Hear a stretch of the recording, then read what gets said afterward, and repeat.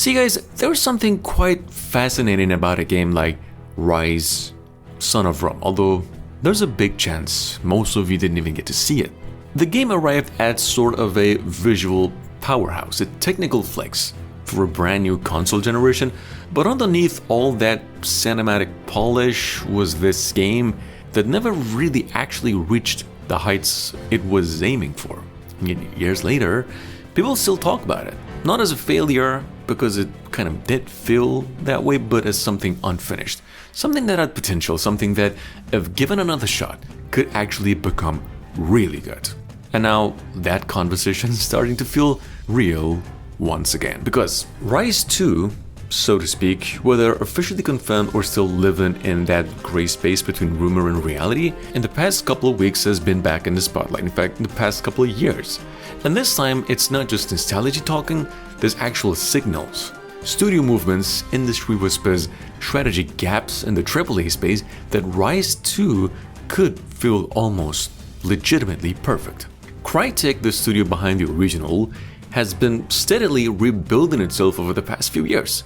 They've shifted focus, tightened their teams, quietly reminded everyone that they still know how to push hardware in ways few developers even can dream of. CryEngine even now remains one of the most visually impressive engines in gaming when used properly. And in a generation, obsessed with realism, scales, and immersion, sometimes at least, that matters more than ever right now. The idea of Ryse 2 isn't just about bringing back a forgotten IP, it's about timing and limits. Because right now there's a noticeable gap in the market.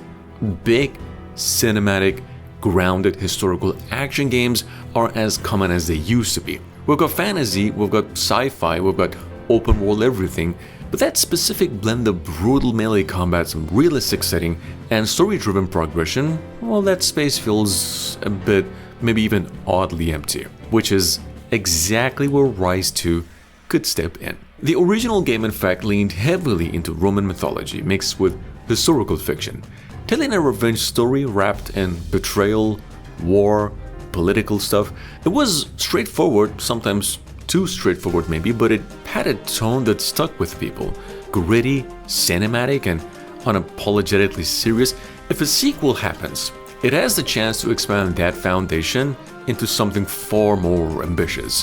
One of the biggest questions in fact surrounding Ryse 2 is its setting, which is, do you continue with Rome or do you move beyond it?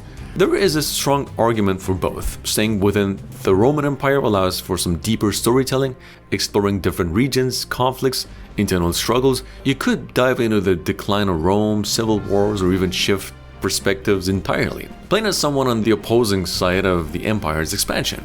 But moving beyond Rome opens even bigger doors. Like imagine a sequel that broadens its scope to multiple civilizations. Rome clashing with barbarian tribes, northern warriors, or even eastern empires, not a fantasy sense, but grounded in history with real locations and believable conflicts.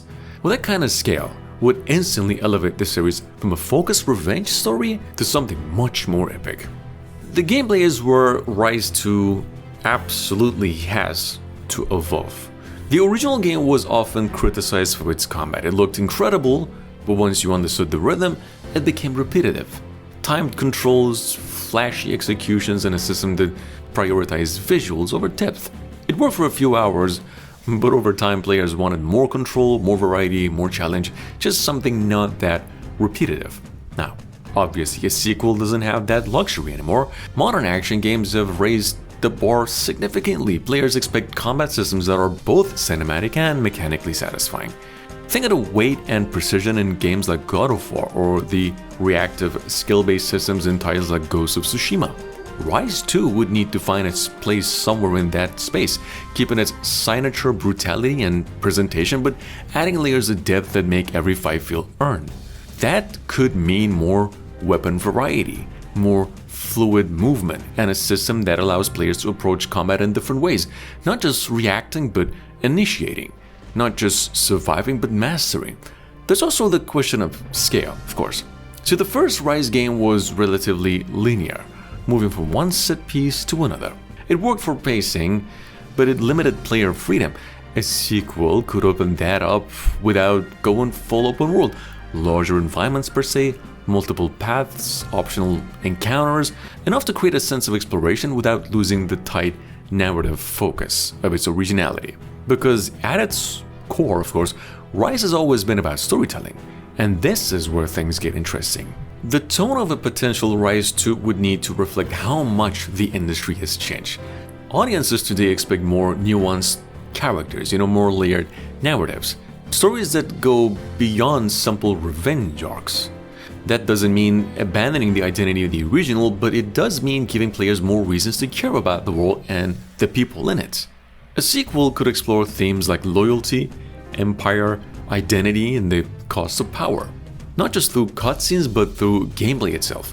Choices that affect how events unfold, characters that react differently based on your actions, a world that feels alive, not just staged. If there's one area, on another hand, where Ryse 2 could instantly stand out is its visuals. The original game was known for pushing graphical boundaries at launch, and Crytek has always been a studio that prioritizes visual fidelity. With current hardware, of course, the possibilities are of course going to be on a whole different level. However, visuals alone won't carry it this time. Players expect more than just a showcase. They want systems, depth, replayability. The challenge for Ryse 2 would be balancing that visual ambition with gameplay that of course holds up over dozens of hours. And that brings us back to the rumors.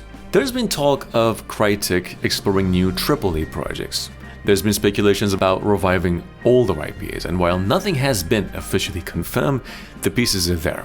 Not enough to guarantee anything, but enough to keep the conversation alive. Ryse 2 has that opportunity to take a concept that was once seen as shallow and turn it into something rich, to make a visually impressive but mechanically limited game and evolve it into a complete experience, to prove that sometimes a second chance is all a great idea really needs. And if the rumors turn out to be true, if Crytek really is revisiting this world, then the expectations will be very high, not just for how it looks, but for how it feels.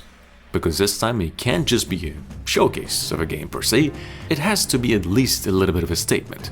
Statement that the series has grown, that it has learned, that it's ready to stand alongside the best in the genre, not just visually, but in every aspect that really matters. And honestly, that's what makes this rumor so freaking exciting. Not certainty, but possibility.